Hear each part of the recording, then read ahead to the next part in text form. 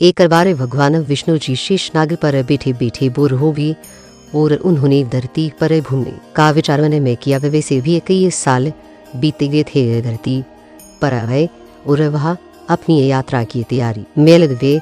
स्वामी को तैयार होता देख कर लक्ष्मी माँ ने पूछा, आज सुबह सुबह कहाँ जाने की तैयारी हो रही है? विष्णु जी ने कहा है, लक्ष्मी मैं धरती लोक पर घूमने जा रहा हूँ।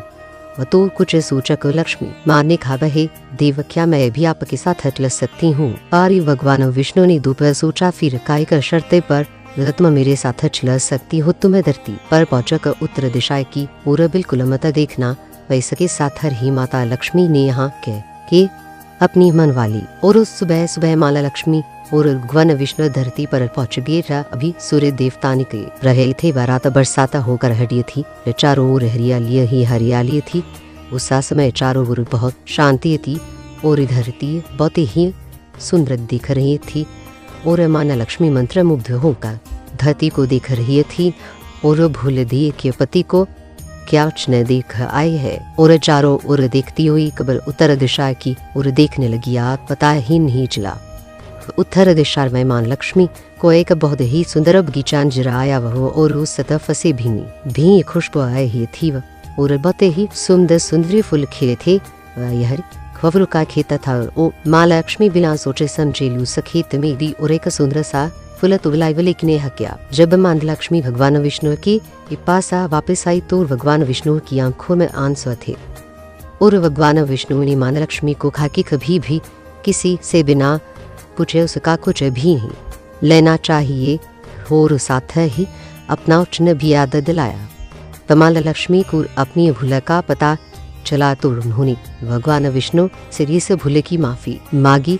तो भगवान विष्णु ने कहा कि जो तुमने जो भूल की है उसकी इजा तो तुम्हें जरूर मिलेगी। जैसे माली रखिए कि तस्से तुमने बिना पूछे फल तोड़ा है। यह एक प्रकार की चोरी है। पाइसली अब तुम 3 साल तक माली के घरों का बन कर रहो। उसके बाद मैं तुम्हें बैकुंठ में बुलाऊंगा। मां लक्ष्मी ने चुपचाप सारा झुका कर यहाँ कर दिए। आज कल की लक्ष्मी थोड़ी थी और मां लक्ष्मी एक घरी बोरता का रूप धारण करके उस खेत के मालिक की घर दी। वह घर क्या झोपड़ा था और मालिक का नाम माधव था। माधव की बीबी 2 बेटे और 3 बेटियां थी। सभी उस छोटे से खेत में कमा करके या किसी तरह से गुजारा करते थे। तमाल लक्ष्मी जब एक साधारण और गरीब औरत बनकर जब माधव के लिए झोपड़े पर दे तो माधव ने पूछा, बहने तुम कौन हुए और ऐसे समय तुम्हें क्या चाहिए? तब मां लक्ष्मी ने कहा, मैं गरीब होते हुए मेरी देखा भाला करने वाला कोई नहीं। मैंने कई दिनों से खाना भी नहीं खाया। मुझे कोई भी काम दे दो, साथ मैंने तुम्हें घर का काम भी कर दिया करूंगी।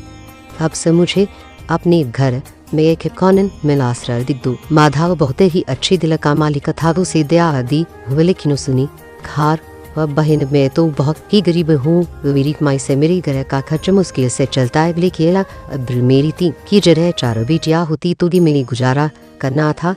अगर तुम मेरी बेटी बनकर जैसा रुखा सुखाया खाते हो उसने खुश रह सकती हो तो बेटी अंदर आ जाओ। माधव ने मां लक्ष्मी को अपने झोपड़े में शरण दे दी और मां लक्ष्मी 3 साल उस माधव के गए पर नौकरानी बन कर रही। जिस दिन मां लक्ष्मी माधव के घर आई थी उस से दूसरे दिन ही माधव को इतनी आमदनी हुई फूलों से कि शाम को एक गाय खरीद ली। फिर धीरे धीरे ये माधव ने काफी जमीन खरीद ली और सब ने अच्छे अच्छे कपड़े भी बनवा लिए और फिर गाय का बड़ा पक्का घर भी बनवा लिया। बेटियों और बीबी ने यह भी बनवा लिए और बमका ने भी बहुत बड़ा बनवा लिया था। माधव हमेशा सोचता था कि मुझे यहाँ स्वाइस महिला के आने के बाद मिला है इस बेटी के रूप में मेरी किस्मत आल भी है मेरी। और आवाज साल बीते थे लेकिन मां लक्ष्मी अब भी घर में और खेत में काम करती थी। वह एक दिन माधव जबर अपने खेतों से काम आत्मक के घर आया तो उसने अपने घर के सामने दोबारा पर एक दिव्य स्वरूप से देख और आता को देखा। वह ध्यान से देखा कर पहचान लिया, अरे यह तो मेरी मोहन बोली चौथी बेटी यानी वही औरतें। और पहचान लिया कि यह तो मां लक्ष्मी है। वल अब तक माधवकार पूरा परिवार बाहर आ गया था और उस बहेराने होकर मान लक्ष्मी खोर देख है। ते बह माधव बोला है माए में माफ कर हमने तेरी से अनजानन में ही घर वो खेते में कामा करवाया। ते माँ यह कैसा अपराध हो गया, रहमा मजबक को माफा कर दी। अब माला लक्ष्मी मुस्कुराई और बोली है माधव, वह तुम बहुत ही अच्छे और दयालु व्यक्ति हो। तुमने मुझे अपनी बेटी की तरह से रखा, अपने परिवार के सदस्य की तरह से पैसे के बदले मैं तुम्हें वरदान देती हूँ कि तुम्हारे पास कभी भी। अब माला लक्ष्मी मुस्कुराई और बोली है माधव, तुम बहुत ही अच्छे और दयालु व्यक्ति हो। तुमने मुझे अपनी बेटी की तरह से रखा, वह अपने परिवार के सदस्य की तहत से पैसा के बदले मैं तुम्हें वरदान देती हूँ कि तुम्हारे पास कभी भी खुशियों की और धन की कमी नहीं रहेगी। वह तुम्हें सारे सुख मिलेंगे जिसके तुम हकदार हो। और फिर माम अपने स्वामी के द्वारा भेजे रथ में बिछे कर बेकुंठल चली दी।